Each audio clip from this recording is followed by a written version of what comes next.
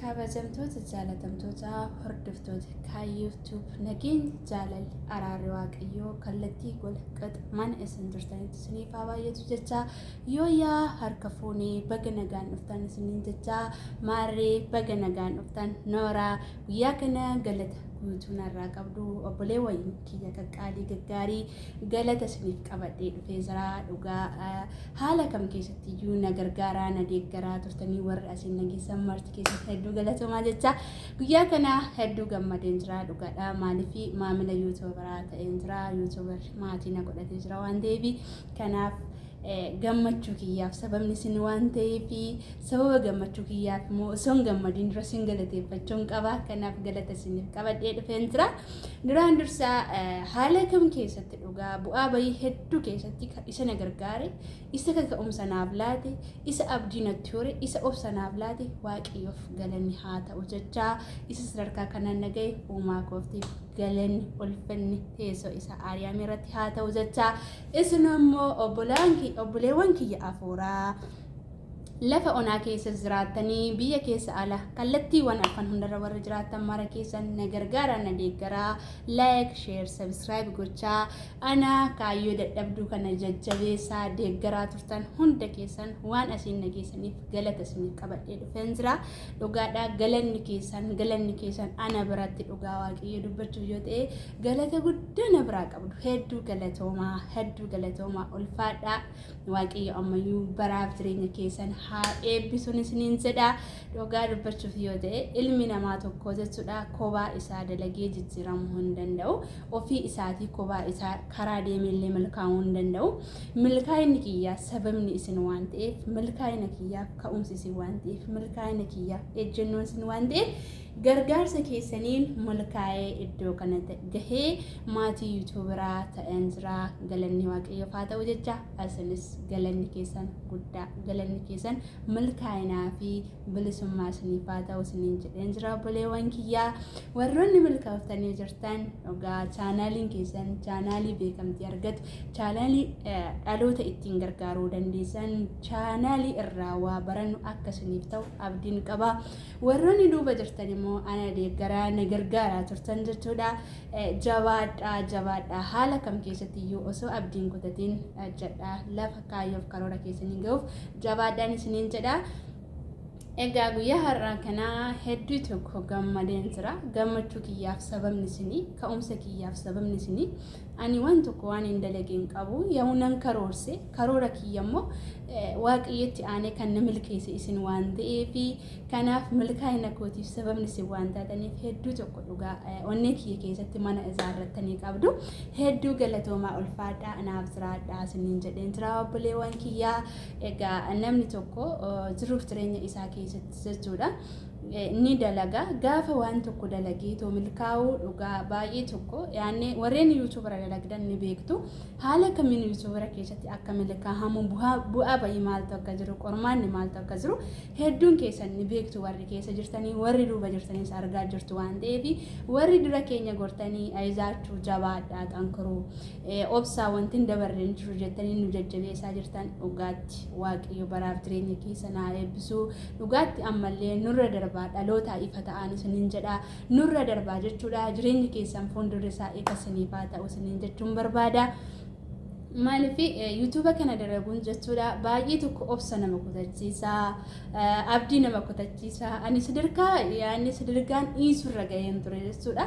yeroo baay'ee yeroon dadhabee bakka humna koosii ol ta'ee jechuudha sadarkaa dhiisurra gizeen ga'u hiriyoonni kiyya afuuraa warri qilleensa irratti mana ijaarrannee waliin jiraataa jirru hundi keessan hedduu galatoomaa naaf ulfaadhaa haala kam keessatti na deeggaraa jabaadhu hin darbaa obsii akkasumatti keessa darbamaa namni tokko wanta gaariitti bahuudhaaf ni qorama waan ta'eef jabaadhu jettanii na jajjabeessaa jirtan maqaa keessan ekele jedhee waame fixuu waan hin dandeenyeef marti keessan hedduu galatoomaa ulfaadhaa naaf jiraadhaa barri jireenya keessanii haa eebbifamuun isiniin jedha egaa isinis warri duuba keenya jirtan otoo abdiin kutatiin warra dura keenyaan jajjabeessaa turan ilaalaa warra dura keenyaan nu deeggaraa turan ilaalaa akka milkooftan abdii guddaan qaba darbaa milkaa'an isiniin jedha. Egaa yaa obboleewwan koo wanta firii qabu argachuudhaaf wanta boqonnaa qabu argachuudhaaf wanta firiin isaa dhamdhamamu argachuudhaaf qormaata baay'eetu jira gaa. Isa kana keessa darbuuf immoo maaltu nu barbaachisa ree? Obsi nu barbaachisa. Yoo obsine lafa kamiyyuu ga'uu dandeenya waan ta'eef milkaa'uuf wanti nu daangessu hin jiru. Ilmi namaa tokko jiruuf jireenya isaa keessatti gaafa wanna tokko dalagu kaayyooti qaba, karoorati qaba. Lafa kaayyoo isa sana gahuudhaaf jechuudha. Osoo gufuun si dha'uu dhiisee osoo wanti barbaade dura kee dhaabatee iyyuu lafa kaayyoo keetti haga milkoofsitu duubatti hin deebiin dhugaadha. Kan jalqabu daabiloosii. Kan daabiloos iyyuu ni jalqaba gini hin milkaa'u. Nummoo hojii seexanaa ta'uun qabu. Hojiin keenya jalqabnee ifti keenya mul'achuun dirqamadhaan isiniin jedha. Jabaadhaa, abdii hin kutatinaa, abdii hin kutatinaa. Yoomillee namni abdii hin kutan, namni abdiidhaan hojjetu jechuudha. Namni abdiidhaan imalu, namni jireenya isaa keessatti jechuudha. Waaqayyo jireenya isaa keessa galchatee gara fuulduraatti deemu dhugaa yoomiyyuu jechuudha. Milkaa'u wanti isa daangessu tokko hin jiru jechuudha. Kanaafiyyuu nullee jechuudha jireenya keenya keessatti, hojii keenya keessatti, ka'umsa keenya keessatti gaafa waan tokko jalqabnu yaa Kiristoositti kennineerra, yaa Abbaa ati argi jennee yoo isatti kennine inni humna qabu, inni danda'u, inni gargaaraa ta'e isa waan ta'eef nuyi bes karoorsuudha waan ta'eef yoo karoorsine milkaa'uu wanti nu dhowwu hin jiru. Jabaadhaa. Warri haaraa dhuftanillee koottaa maamila keenya ta'an isiniin jedha. Dalagaa YouTuberri bu'aa qaba, faayidaatu qaba waan ta'eef haga sa'aatii keenya wannoodhaan taane irratti jechuudha. Haga sa'aatii keenya wantoota nu fayyadne wantoota bu'aa hin qabne irratti sa'aatii keenya gubaa oollu yeroo boqonnaa keenya jechuudha. Sa'aatii qabaannee osoo hin taane nuti tolee osoo hin taane yeroo boqonnaa qabnutti sa'aatii laaqana keenyarraa kunnee sa'aatii hirriba keenyarraa kunnee sa'aatii 24 miti sa'aatii 6-7 rafuun kun jechuudha waan nu fayyadan qabu. Sa'aatii 3-4 rafnee yoo jireenya keenya boruutiif galaa waa ol kaa'anne jechuudha. Yoo nuyi dhufnee as keessatti waa hojjenne wanna gaarii tokko yoo hojjenne dhalootaaf fakkeenya ta'uu dandeenya. Ofirra dabarree maatii keenya gargaaruu dandeenya.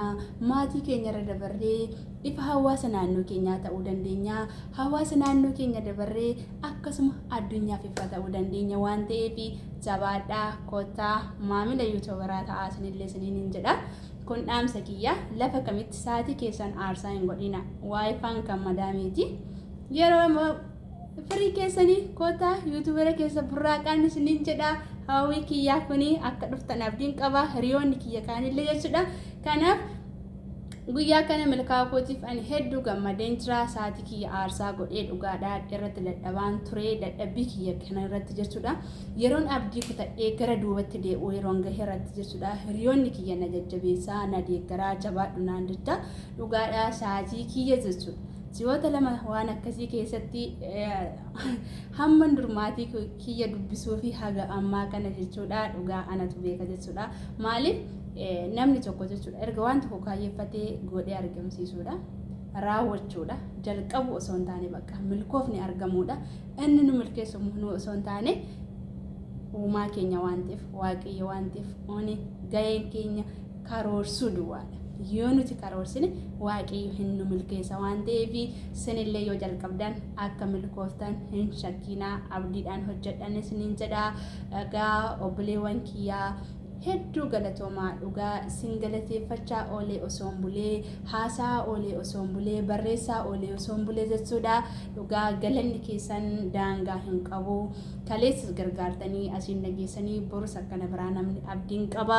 Warri haaraa taatan warri mana kiyya dhufuu barbaadan kaayeftuuf jedhaa sarchi godhaa seenaa maatii naaf ta'a laayik godhaa sheer godhaa. Kottaa chaanaaliin kiyya chaanaalii keessanii walumaan irratti haa hojjennu.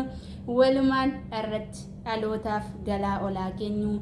Walumaan irratti dhaloota haa barsiisnu isiniin jedha. Egaa fedhaa feeyyama waaqayyoo yoo ta'e chaanaaliin kiyya gara fuulduraatti waan hawaasa keenya keessa jiru, waan bittuu hin dhaqne, waan ergifachuu hin dhaqne, waan tekinooloojii faana wal hin qabanne, kan aadaa keenya wanta baadiyyaa keessa jiru walumaan maddisiisnee kan dhaloonni dagachaa jiru dhaloota dhufuuf gudunfinee koottaa chaanaalii kaayyoftuuf keessatti seef haa goonuun isiniin jedha. Marti keessanuu manni kaayyoftuuf mana keessanii chaanaaliin kaayyoftuuf chaanaalii keessanii koottaa irratti dhaloota barsiisaa, dhaloota deeggaraa, dhalootaaf galaa gudunfaa ol ka'an dhaamsa kiyyadha. Kanaaf akka na deeggartan akka na gargaartan abdii guddaan qabaa. Gara fuulduraatti wal bira jirra. Anis sinirraan baradha. Egaa hagam biyyaan baa keessa jirutti jechuudha. Waanuma tokko waan hawaasa kiyya keessa jiru waan haganaa waloojii kiyyaa danda'e irratti yoon hojjedhu fedhaaf eeyyama waaqayyoo ta'e immoo gaafan biyya kiyyatti galee Oromiyaa keessa seenu jechuudha. Hawaasa kiyya keessatti gadi bu'ee ani mucattii baadiyyaa waan hin ta'eef baadiyyaa keessatti gadi bu'ee waan baadiyyaa keessa jiru jechuudha. Waan dhaloonni ammaa kun dagataa jiru wantoota hedduu waliin barachuutu dandeenya. Kanaafiyyuu chaanaalii kana koottaa guddifadha. Walumaan haa guddifannu. Kan hawaasaati kan kiyya miti waan ta'eef walaa deeggarru walaa gargaaruun dhaamsa kiyyaa. Akkuma dhuftaniin maatii naaf ta'a. Like, share gochuu hin dagatinaan isiniin jedha. Hedduu galatoomaa obboleewwan kiyyaa. Egaa har'aaf asuma irratti xumureen jira. Gara fuulduraatti wal bira jirraan isiniin jedha. Galatoomaa ulfaadhaa eebbifamaa yeroo gaarii qabaadhaa. Like, share, subscribe gochuun amala isiniif haa ta'u. Nama kamiyyuu jajjabeessaa eenyumayyuu jechuudha. Gaarummaa dalaguun eenyu fayyada? Abbaa umasaa fayyada waan ta'eef kaffaltii nun barbaachisu. Obboleettii keenya deeggaruun kaffaltii nun barbaachisu. Like gochuun, share gochuun, subscribe gochuun kaffaltii nun barbaachisu. Obboleessi keenya tokko yoo nu biraa guddate ifa maatii keenya, ifa obboleewwan keenya, ifa biyyattiiti waan ta'eef kanaaf warra ganaa dhufaa jiranillee haa guddifannu, haa jajjabeeffannu. Hiriyoota keessan saatii isaanii bakka hin taane irratti aarsaa gochaa jiran dhugaa asitti fidaa. As keessa haa oolanii. Iddoon kun jechuudha iddoo boqonnaatii, iddoo ijoollee afooraa, ijoolleewwan obbolaa afooraa dhugaa ijoollee muuxannoo qaban, ijoollee kaayyoo qaban, ijoollee karoora qaban wajjin iddoo oola waan ta'eef hiriyoota keessa maran isaanii fidaa iddoo kanan isiniin jedha. Kanaaf waan na dhaggeeffatanii waan caqasaniif hedduu galatoomaa ulfaadhaa. Kaayyoftuuf jechuun sarchi gochuun koottaa maatii ta'anatti dabalamaan isiniin jedha. Bye bye.